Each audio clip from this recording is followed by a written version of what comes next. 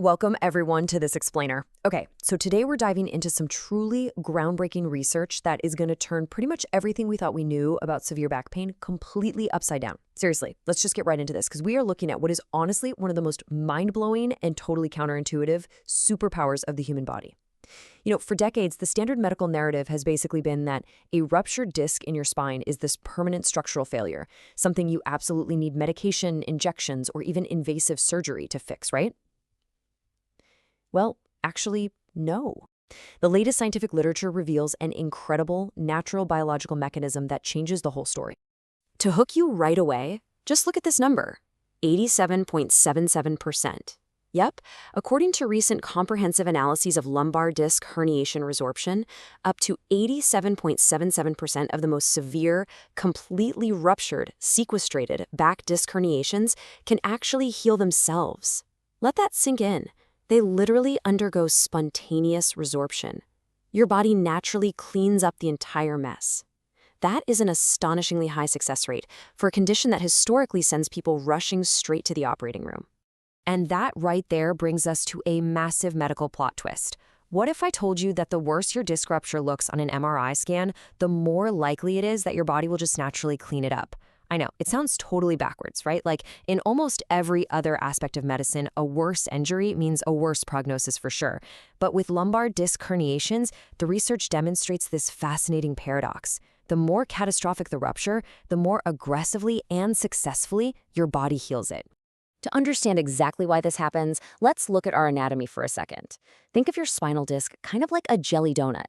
The tough outer ring is called the annulus. But the real star of our show today is the filling, that gel-like center of the disc known as the nucleus pulposus.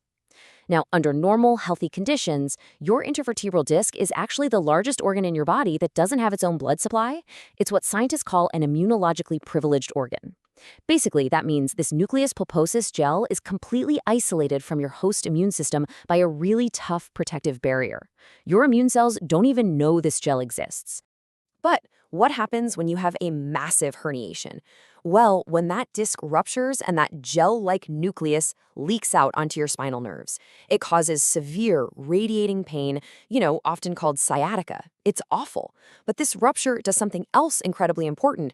It breaks that blood nucleus barrier. Suddenly, this foreign gel is exposed to the rich blood supply of the spinal canal. And because your immune system has literally never seen this gel before, it treats it like a foreign invader. It triggers a massive systemic immune alarm. It's like the body's SWAT team just got called in. And this brilliantly illustrates our paradox. Think about it. If you have a mild bulging disc where the outer wall remains completely intact, well, the gel stays hidden. The immune system never sees it, so the natural resorption rate is a mere 13.33%. These mild bulges can painfully linger for years and years. But if you have a sequestrated disc, meaning a piece of the gel has completely broken free and basically exploded into the spinal canal, that barrier is completely shattered. The immune system rushes in, resulting in a staggering 87.77% resorption rate. So, a contained bulge rarely heals itself, but a fully exploded disc triggers a massive, highly successful healing response. Wild, right? Now we can actually see visual proof of this immune response in action. Check out the bright ring of high-intensity enhancement encircling the protruded disc material here. That is the positive bullseye sign on an MRI. And that bright ring, it isn't just a shadow. It represents active vascularization. It's literal, physical proof that new blood vessels and inflammatory cells are swarming the leaked disc material, forming what's called granulation tissue to isolate and break down the rogue gel. Which brings us to the microscopic heroes of our story. The crucial point here is understanding the specific cellular cleanup crew at work. When that alarm sounds, immune cells called monocytes rush in and differentiate into macrophages. First, they become M1 macrophages. You can think of M1s as the demolition crew. They act exactly like little Pac-Men, eating up the rogue disc debris and releasing cytokines that break down the tissue. But they don't stop there. Once the debris is cleared out, they undergo a process called polarization, basically transitioning into M2 macrophages. The M2s are the builders. They secrete anti-inflammatory cytokines to halt inflammation, promote the growth of new blood vessels, and repair the surrounding tissue. It's just a perfectly choreographed cellular dance. So let's summarize the mechanics of this little miracle. This spontaneous resorption basically relies on 3 sequential steps. Step 1. Inflammatory phagocytosis. This is where those M1 macrophages actively eat the antigenic disc debris. Step 2. Angiogenesis. Here, the M2 macrophages and inflammatory factors stimulate the growth of brand new blood vessels to supply the cleanup crew and carry away the waste. And finally, Step 3. Nucleus pulposus dehydration. See, because the gel is up to 80% water, as the pressure changes and the immune system goes to work, all that water and the complex sugars just seep right out. This causes the herniated fragment to literally shrink and disappear. Let's move over to the predictive factors to see who is most likely to actually experience this rapid natural healing. First up is age. Younger patients tend to have higher cell activity, elasticity, and water content in their discs, making them much better equipped to self-repair. Second, smoking habits. Chronic smoking drastically hinders this process. It causes hypoxia, which is a lack of oxygen, and constricts blood vessels, effectively cutting off the vital supply lines to your cellular cleanup crew. Third, as we discussed earlier, the size of the protrusion.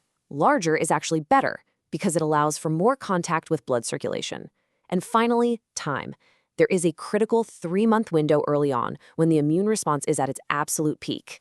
But here is where the science creates a massive medical complication regarding how we actually treat this severe back pain today. It forces us to ask a really difficult question. Are we medicating away our own cure?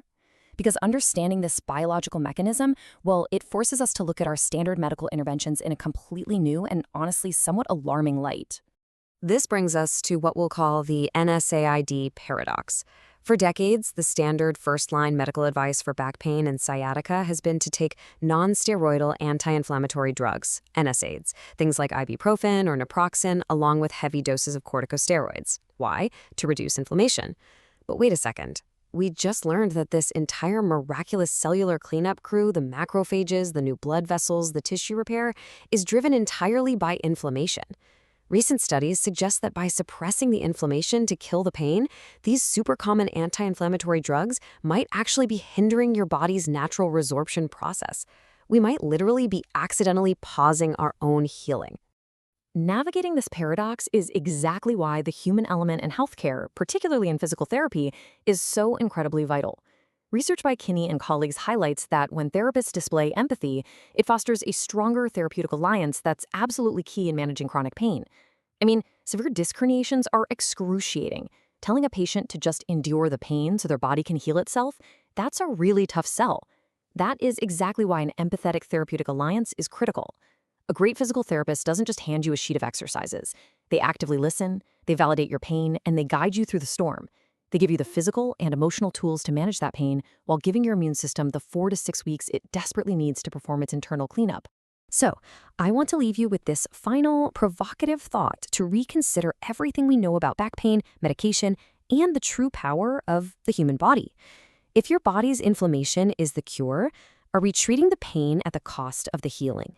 The human body is incredibly resilient, possessing these amazing built-in repair mechanisms that we are only just beginning to fully understand on a cellular level.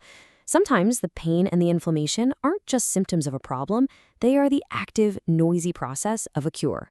Thank you so much for joining me on this explainer. Keep questioning, keep learning, and I'll see you next time.